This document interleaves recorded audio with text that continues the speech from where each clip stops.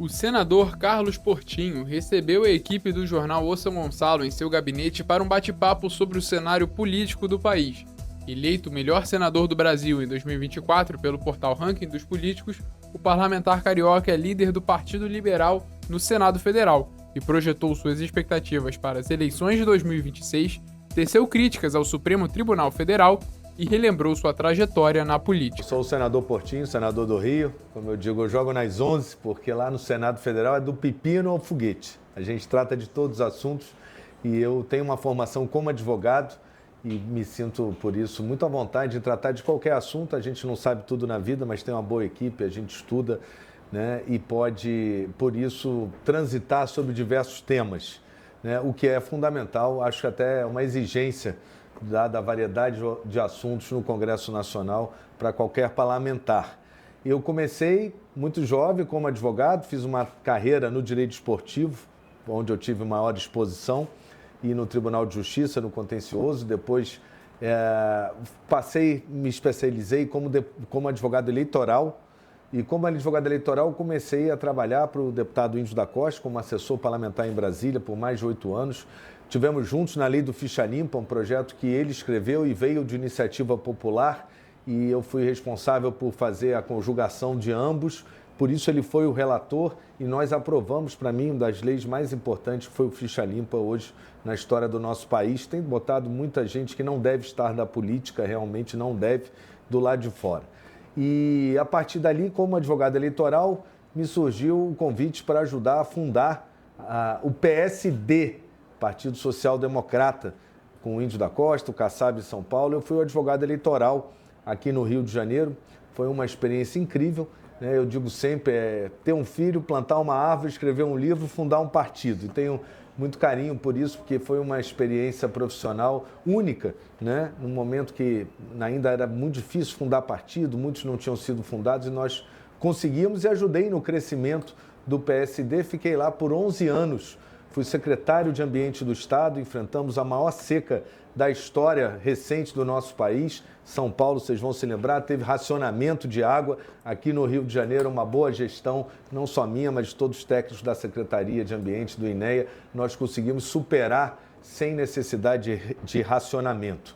Depois fui secretário de Habitação da cidade do Rio de Janeiro em 2 oportunidades, no governo Eduardo Paes e no governo Marcelo Crivella.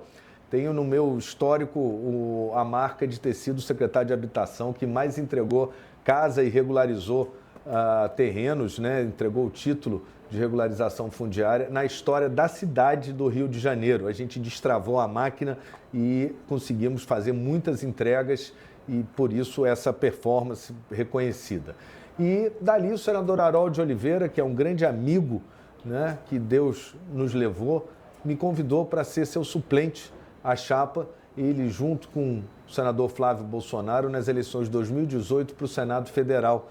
E eu fui um suplente diferente de muitos, porque eu era um segundo candidato na mesma chapa. Na verdade, eu fui para a rua, busquei voto, tive, por exemplo, em São Gonçalo, que foi naquela época uma disputa muito apertada também, depois para prefeito, com o nosso capitão Nelson, eleito, graças a Deus, vem fazendo um excelente trabalho, Douglas Ruas, Altineu, meu deputado federal, que me convida, então, quando o senador Harold falece, né, que cada um tem um desígnio de Deus, né, eu sei a responsabilidade que eu tenho, o que eu tenho que fazer, e que tenho um mandato para respeitar do senador Harold, eu então migro para o PL, para o Partido Liberal, a convite do meu querido amigo deputado Altineu Cortes. Nós éramos 3 senadores comigo quando eu ingressei, e hoje vamos esse mês para 15 senadores no Senado Federal, um trabalho que eu me orgulho. Sou líder do PL, do Partido Liberal, desde o primeiro dia que ingressei no partido, no Senado Federal, e sou líder do PL há 4 anos,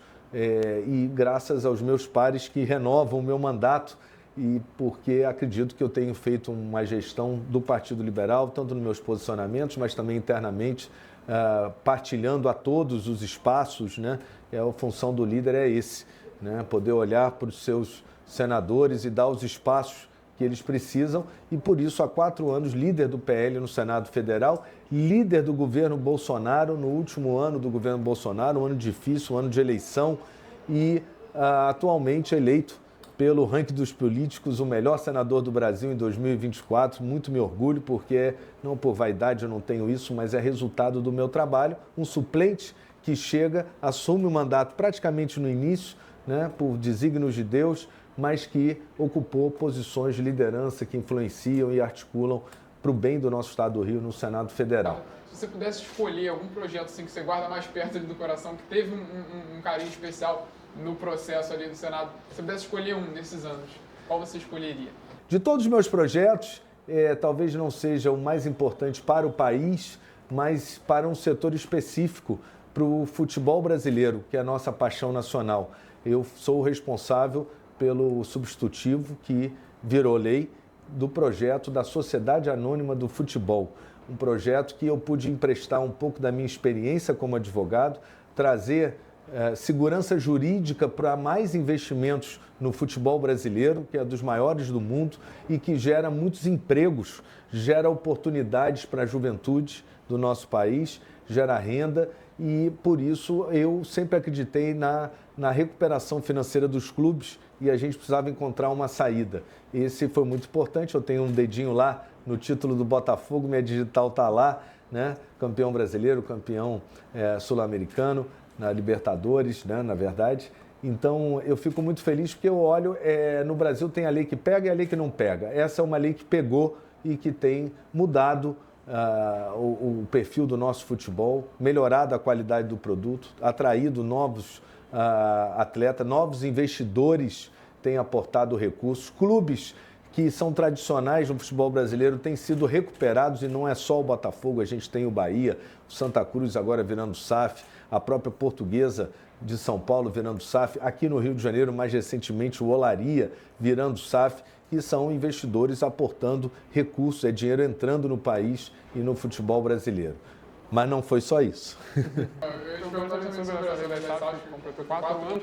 À luz desses 4 anos passados aí e as mudanças que esse projeto e essa lei tiveram, né, causaram no futebol brasileiro, o que você acha que existem algumas coisas que seria importante revisar da lei nesse atual momento? Sem dúvida. A gente, nesse momento, está tratando da primeira revisão da Lei das Sociedades Anônimas do Futebol. Ela se encontra na Câmara dos Deputados, já foi aprovada no Senado Federal. O interesse dessa primeira revisão, inclusive, é estender o formato de SAF, de Sociedade Anônima do Futebol, também para as ligas. A gente sabe que é uma demanda do nosso futebol, que o futebol brasileiro se organize em ligas, os clubes possam cuidar do produto futebol, o torcedor também quer isso, e deixar a CBF para cuidar da seleção brasileira e de outras séries. Há um descasamento porque hoje no Brasil você tem 2 ligas, e essas 2 ligas, cada uma tem uma natureza jurídica própria, é um tipo societário, é um tipo empresarial distinto. E a Sociedade Anônima de Futebol sendo estendida nessa primeira revisão às ligas de futebol, você vai ter, eu acredito, com isso, a oportunidade de unir as ligas e isso ganha o futebol brasileiro. Agora, a gente está vendo que todo negócio empresarial, né, ele pode dar certo, pode dar errado. A padaria da esquina, se ela for bem gerida, ela vai dar certo. Se ela for mal gerida, ela vai dar errado. O futebol brasileiro, como associação, embora o projeto seja opcional, transforma em sociedade anônima quem quer. O que a gente viu até aquele momento é que as associações civis que gerem os clubes de futebol, e ainda há muitas, é um manancial de corrupção, de desvio de recursos do clube, de irresponsabilidade na gestão, de dívidas acumuladas. E justamente a sociedade anônima, ela é um tipo societário específico, já testado no país para outras companhias, onde a regra é a responsabilidade da gestão, é a responsabilidade fiscal, é o bom emprego dos recursos do clube, né? Porque ele passa a ter um controle maior dos seus associados, dos seus sócios, né? Então, eu acredito que essa primeira alteração da Sociedade Anônima do Futebol, ela vem para o bem, porque a gente quer confirmar esse modelo que está dando certo, mas a gente sabe que tem ainda outras, e a gente vê alguns clubes em que não foi feita essa transição cultural, né, que é antes da transição econômica. Primeiro tem que virar a chave e entender por que vai se transformar num clube empresa, né, numa sociedade anônima, mas a gente está vendo que ainda assim há algumas brechas que têm prejudicado os clubes. A gente teve um investidor que talvez não tenha sido o melhor escolhido pelo Vasco da Gama.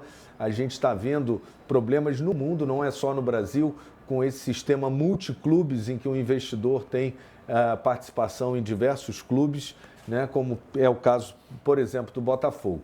Mas eu acredito na responsabilidade da gestão e no que traz de positivo a Sociedade Anônima do Futebol e aquilo que a gente puder ajustar. Toda a legislação é dinâmica, né? Você tem que, de acordo com os fatos sociais, ir ajustando ao momento. E agora, num primeiro momento, trazer as ligas para dentro desse sistema é fundamental, está lá na Câmara dos Deputados, eu espero que seja aprovado o quanto antes. Perfeito, senador. Agora, para a gente migrar nossa conversa um pouquinho para um cenário um pouco mais amplo da política brasileira no momento, queria te perguntar um pouco sobre o STF. O senhor é conhecido notoriamente por algumas críticas a posturas e alguns posicionamentos do Supremo Tribunal Federal aqui no Brasil.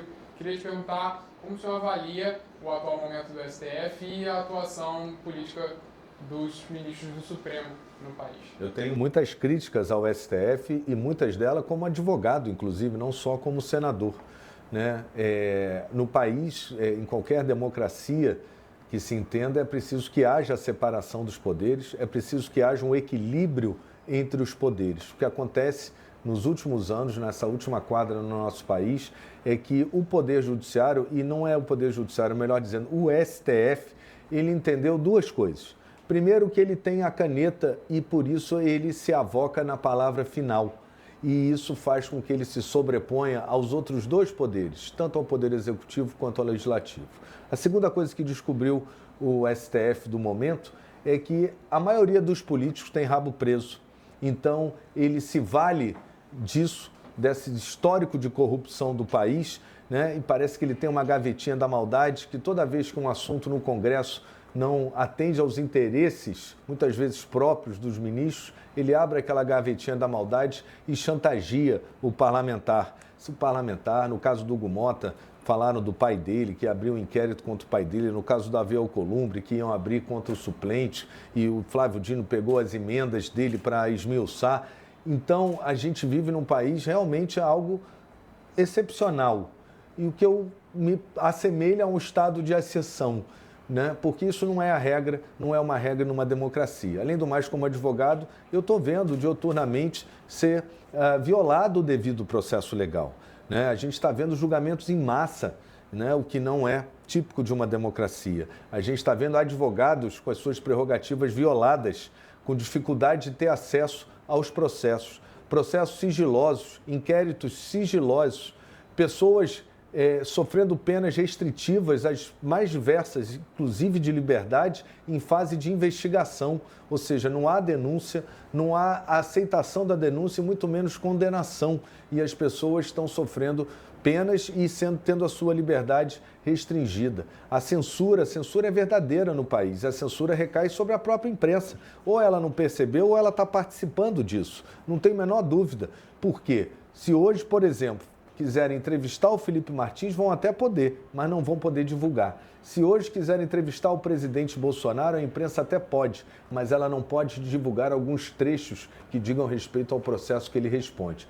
Hoje, a gente vê que até traficantes escrevem livros, são temas de filme, dão entrevistas e pessoas comuns estão lá presas, outras sem poder dar uma entrevista, sem poder falar, sem poder ter acesso às suas redes sociais. No Brasil há censura prévia. Eu mesmo, algumas vezes, estive em Brasília com jornalistas e eles me pediam antes das entrevistas: não vamos falar desse tema aqui não? Qual era o tema? Não tem problema nenhum, urna eletrônica. Não, esse tema a gente não pode falar. Imagina, a tecnologia ela é dinâmica, né? A gente vive a era da tecnologia, por que a gente não pode discutir a urna, que é eletrônica, e os avanços da tecnologia? A rede blockchain, por exemplo, que em alguns países, onde ela já é usada, ela dá uma segurança ao sistema, ao bastidor do processo eleitoral, a transferência das informações por rede blockchain.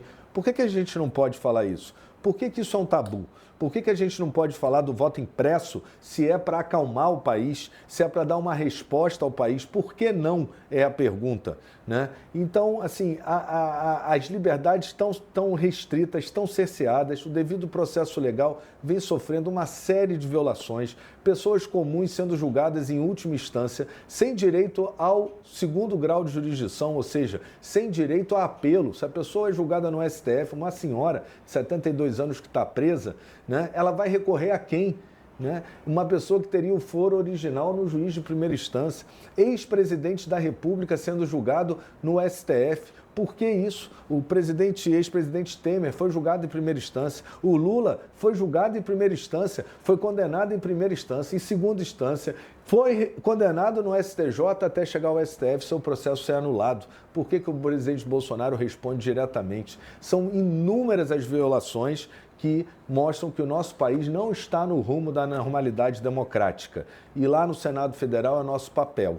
Nós hoje somos 32 senadores. Não temos a maioria ainda. Teremos nas próximas eleições e precisamos ter. Para quê? Para equilibrar as forças, porque a gente tem um STF, um poder judiciário, por isso, que se sobrepõe a outros poderes. Questões que não são ideológicas. O IOF, o Imposto sobre Operação Financeira, que o brasileiro endividado recorre porque está devendo no cartão, está devendo no cheque especial. O Congresso disse que o aumento do IOF não poderia prevalecer, né? Nós votamos na Câmara e no Senado derrubando a medida do governo Lula. E aí vem o STF, um assunto que não é ideológico, não é partidário, né? Diz respeito à vida de todo mundo. Vem o STF e derruba uma decisão do Legislativo. Isso é inadmissível. Você já adiantou algumas das perguntas até que eu ia fazer e, aproveitando o assunto, queria adiantar uma pauta que envolve a questão do ex-presidente Jair Bolsonaro, esse atual momento que ele está vivendo. Na sua avaliação, tanto levando em conta a sua experiência quanto advogado e o seu momento, a sua percepção do atual momento político, você acredita que ele vai ser condenado, preso? E se sim, o que você acha que isso pode significar? Essa é uma história que começou pelo fim. Primeiro escreveram o fim da história e todo o enredo é escrito para se alcançar aquele final que já é sabido, né?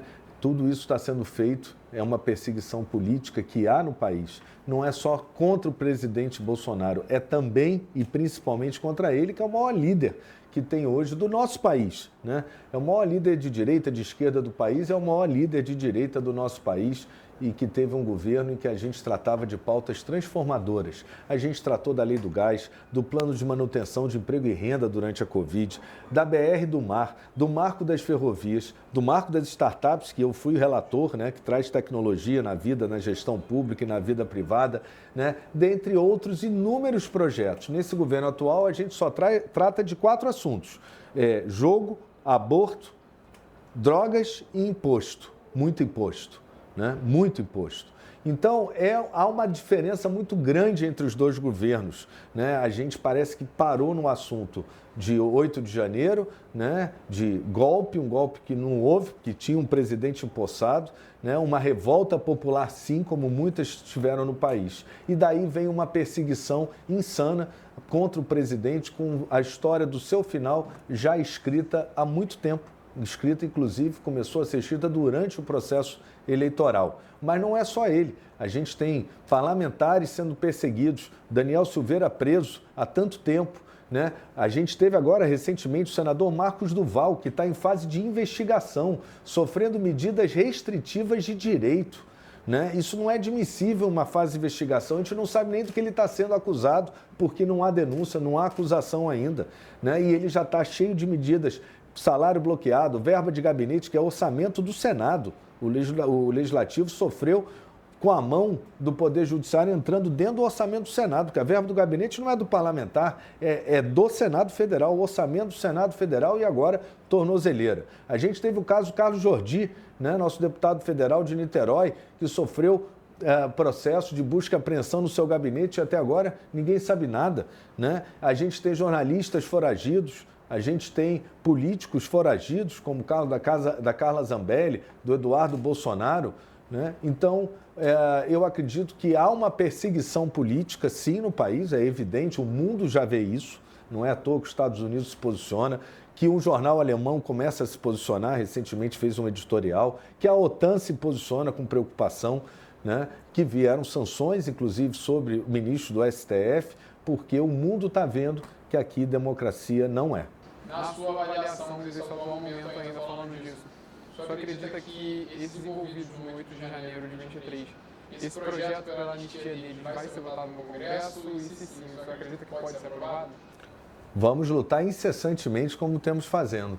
Não é possível que pessoas comuns estejam sendo julgadas diretamente em segunda instância, com julgamento de massa, como eu coloquei, com advogados com prerrogativas violadas, inclusive de acesso ao processo, de produção de provas que não conseguem fazer ou de provas sendo feitas pelo próprio juiz da causa e não pelo Ministério Público, né? A anistia é o maior gesto de paz. A gente precisa trazer o país à sua normalidade democrática. Isso só vai acontecer com a aprovação da anistia. E isso é urgente e imediato, que a cada dia é uma agonia para essas pessoas. Pessoas que depredaram têm que responder sim pela depredação.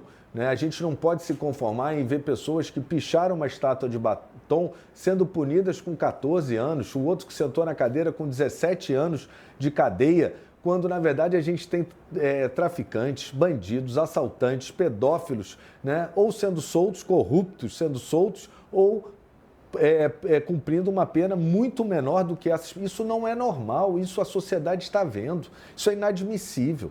Então a anistia é o que vai zerar a pedra do país para a gente poder entrar no ano eleitoral um pouco mais arrefecido, porque senão isso vai pegar fogo no ano eleitoral, não tem a menor dúvida, e o principal responsável é o STF, que tem, na verdade, pressionado o Congresso Nacional para que não avance nessa pauta. Essa pauta já é uma pauta comum de todos os líderes da Câmara dos Deputados. Nós temos o compromisso, e por isso fizemos uma obstrução física recentemente no Senado Federal, até que o senador Davi Alcolumbre, presidente da Casa, reafirmasse o compromisso dele. O compromisso dele na campanha não foi sobre pautas específicas, foi macro. Ele iria colocar todos os temas para tramitar no Senado Federal. Não ia travar tema nenhum. Ia permitir o debate e a votação. Ganha-se, perde-se no voto, mas não sentando em cima desses projetos que são fundamentais para a pacificação do nosso país. E para que a gente olhe para frente. O Brasil tem problemas imediatos,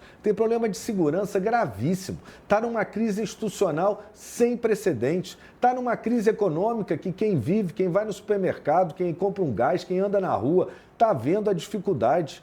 Os salários reduziram o valor de compra porque a inflação nesse governo vem comendo o poder de compra e atinge os mais necessitados.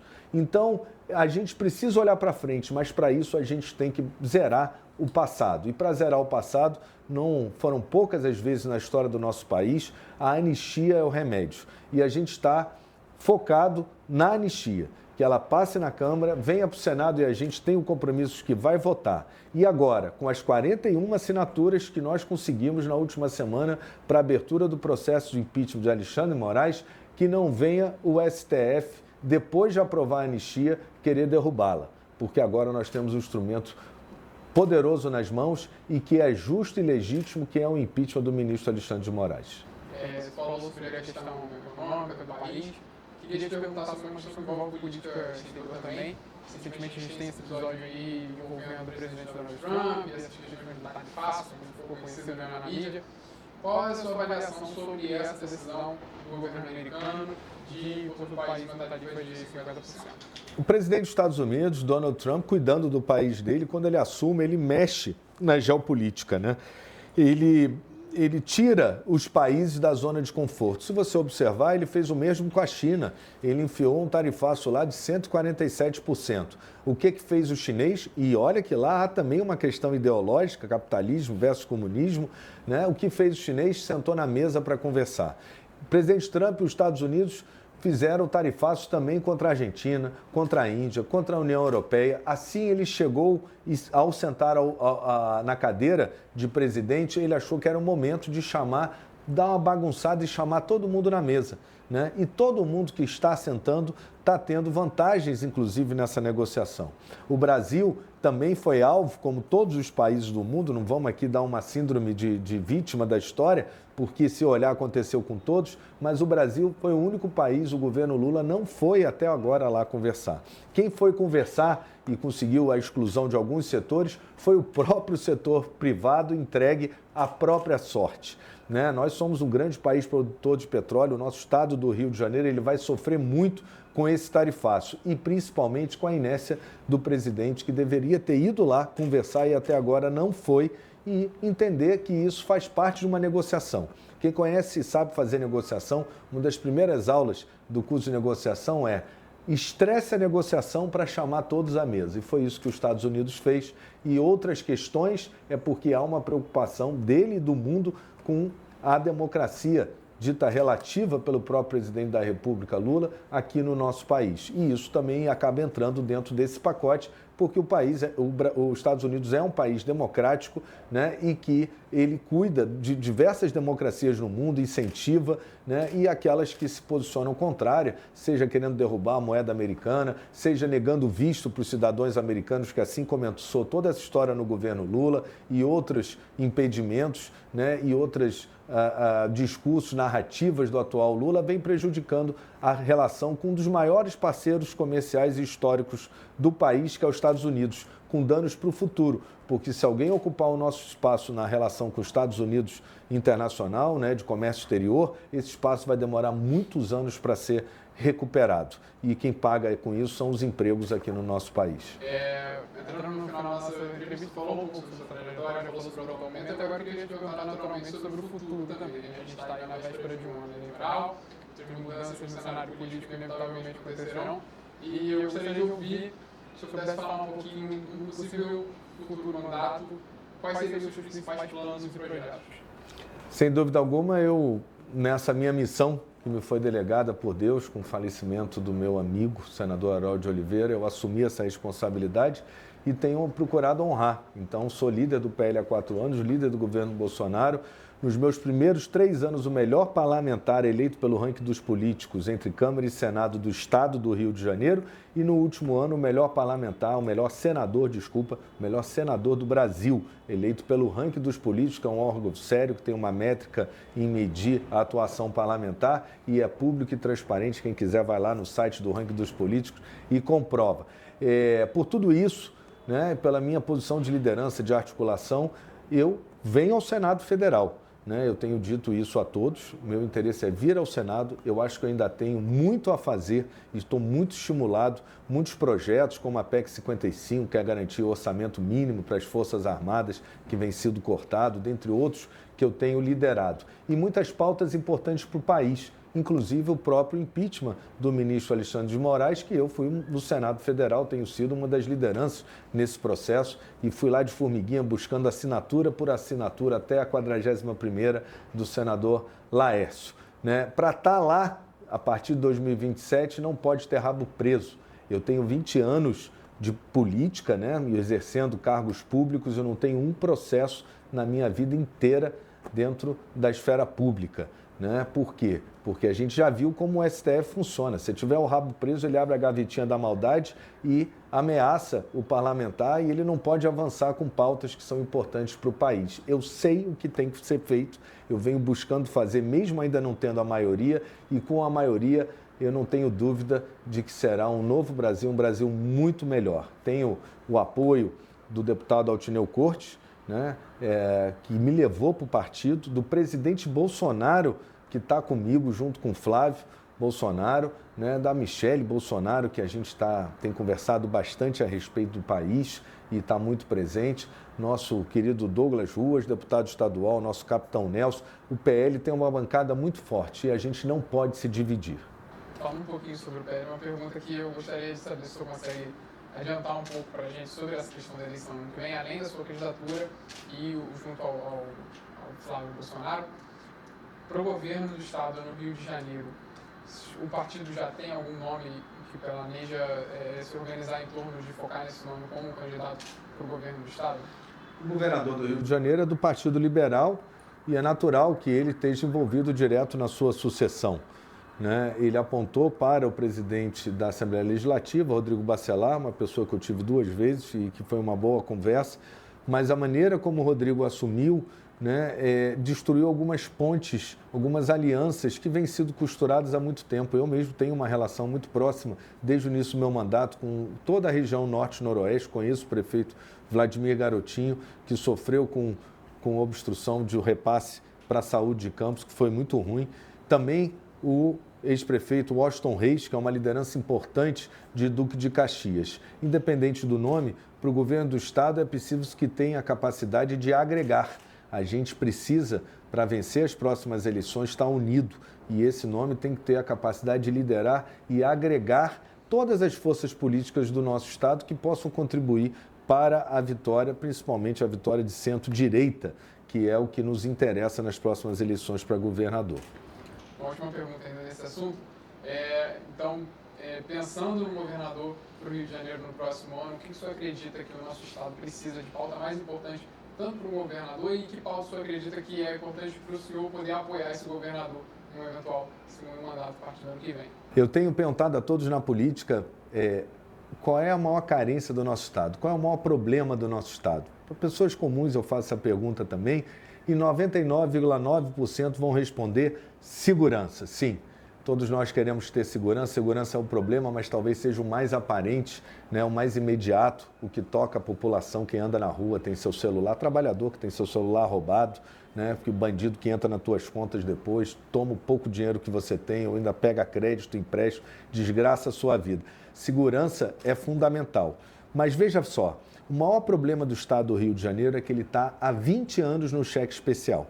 Há 20 anos o Rio de Janeiro está em recuperação fiscal desde Francisco Dornelles e não tem luz no fim do túnel, sempre se socorrendo de projetos de lei no Congresso ou da boa vontade da Presidência da República em esticar o pagamento da dívida e tentar melhorar condições do pagamento da dívida. Mas pagar a dívida é fundamental e esse dever de casa não está sendo feito. O Rio vive uma crise fiscal sem precedente há mais de 20 anos. Você na sua casa, se ficar 20 anos no cheque especial, sinto lhe dizer, mas a sua mulher vai embora, sua casa vai embora, seu carro você vai vender, sua vida vai ser uma desgraça, né? Porque a gente tem que gerar riqueza para a nossa família e o Estado é igual, ele tem que gerar oportunidades que gerem emprego e gerem riquezas, né? Através de impostos, né? Mas com produção para o nosso Estado. Desde quando assaltaram os cofres do Estado do Rio de Janeiro, com a Copa do Mundo e com a Olimpíada, o Estado do Rio de Janeiro acumulou uma dívida muito grande, uma dívida praticamente impagável.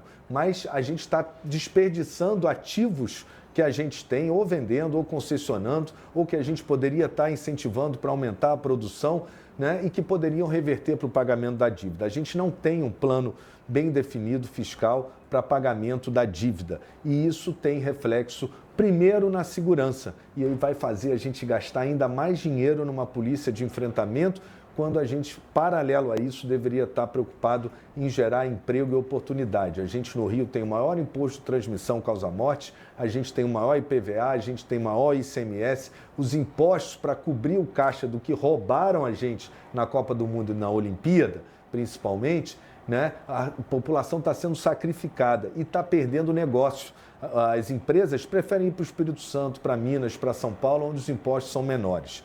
Qualquer um que seja o próximo governador, ele tem que olhar primeiro para a questão fiscal e paralelo para a questão da segurança. Mas a solução da segurança tem muito a ver com a questão fiscal do nosso Estado. E com isso, desenvolver as nossas potencialidades e os nossos ativos. Que Estado tem como o Rio de Janeiro tantas universidades, tem academia, tem a Fiocruz, tem polos de desenvolvimento de saúde, né? Pelo nosso estado inteiro. O Estado do Rio tem petróleo, o Estado do Rio tem turismo, o Estado do Rio respira cultura, né? E vende a cultura para o mundo, inclusive, né? Atraindo turistas, que é fundamental, uma rede hoteleira invejável. O Estado do Rio tem indústrias, tem o cluster automotivo em Resende, que é um orgulho nosso, tem no Porto do Açu, o grande Eldorado do desenvolvimento do nosso estado, onde o porto só faz crescer e vai trazer oportunidades para aquela região. E tem um agro de agricultura familiar, de produção rural do pequeno agricultor, que abastece o nosso estado inteiro e ainda manda para fora, né? A região serrana fundamental, o interior do nosso estado para isso. Então, se a gente tem tudo isso, a gente tem que colocar os ativos para funcionar em favor do nosso estado. Para fechar nossa conversa, Portinho deixou um recado para os eleitores. Não percam as esperanças do nosso Brasil. Vocês nos fortalecem lá no Senado Federal e as coisas às vezes não caminham na velocidade ou no tempo que a gente queria. Mas a gente precisa desse apoio que nos fortalece para a gente avançar com a pauta que liberte o Brasil, que faça com que o Brasil reaja, que a gente traga o país de volta à normalidade democrática. Além do mais, a gente, nas próximas eleições, a gente tem que olhar aqueles que não têm rabo preso. Isso é fundamental. Aqueles que não têm dívida na justiça, aqueles que não têm nenhum instrumento que possam, por isso, comprometer o seu mandato, sendo chantageados ou sendo advertidos pelo Poder Judiciário. É fundamental que o eleitor pesquise o seu candidato e escolha aqueles que estão prontos, que sabem o que tem que fazer e que farão porque não tem rabo preso.